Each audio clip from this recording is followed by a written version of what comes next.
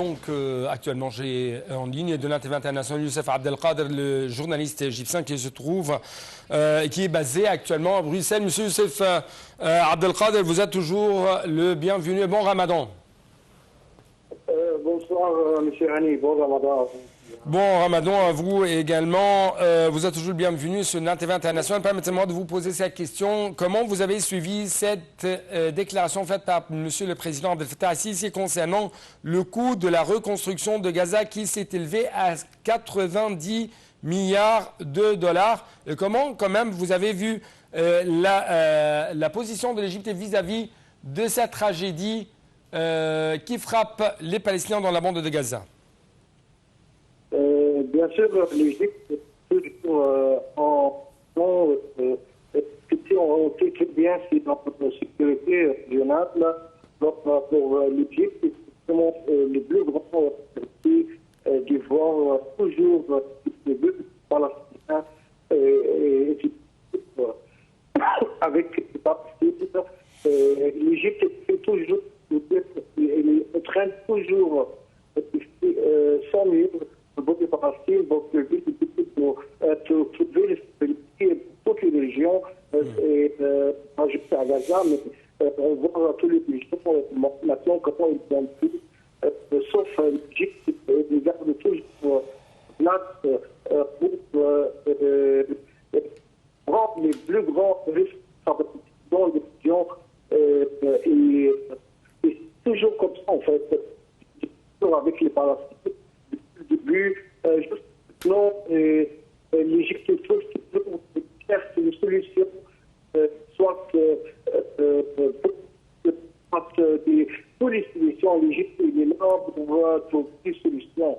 Alors, vraiment, l'Égypte a montré les grandes valeurs de l'Égypte, même dans les plus grands temps vraiment trop difficiles pour tout le monde entier.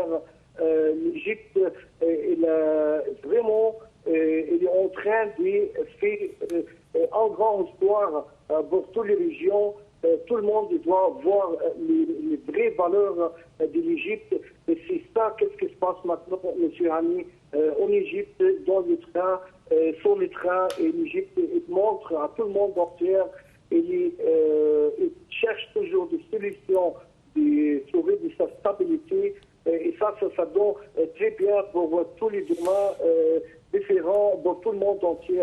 Si on voit Monsieur Youssef Abdelkader, l'Égypte ne lutte seulement pour sa stabilité, mais plutôt pour la stabilité régionale, plutôt internationale. Vous êtes basé à Bruxelles et vous savez combien ou à quel point le problème de terrorisme, le problème des réfugiés, de l'immigration clandestine représente des mots très sérieux dans les têtes des Européens, dans les têtes des institutions européennes. Et on trouve que l'Égypte a essayé d'absorber ces vagues de terrorisme, de lutter quand même contre ces vagues de terrorisme, d'absorber quand même ces vagues de migration clandestine. C'est tout à fait normal, M. Hani, si on parle de sécurité régionale, alors c'est tout à fait normal, c'est sécurité internationale directe, c'est pour tout le monde. Si on parle du Nord, c'est l'Europe direct, M. Hani. Alors, l'Égypte, comment il a réagi dans le bon moment, si on voit depuis 2011, avec tous les changements qui arrivent dans les régions, comment l'Égypte était direct contre le terrorisme, contre les... comment, je veux dire, il y a des... on parle ici d'idéologie. L'Égypte, vraiment, elle est en train de changer beaucoup d'idéologie parce que c'est ça les grands problèmes dans les régions.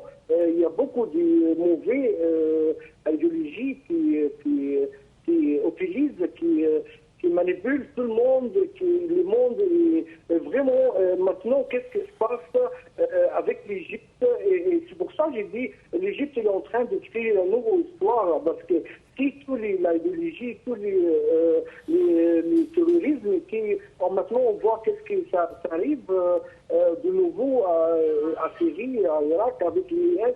Ouais. il tient toujours sa place. Ouais.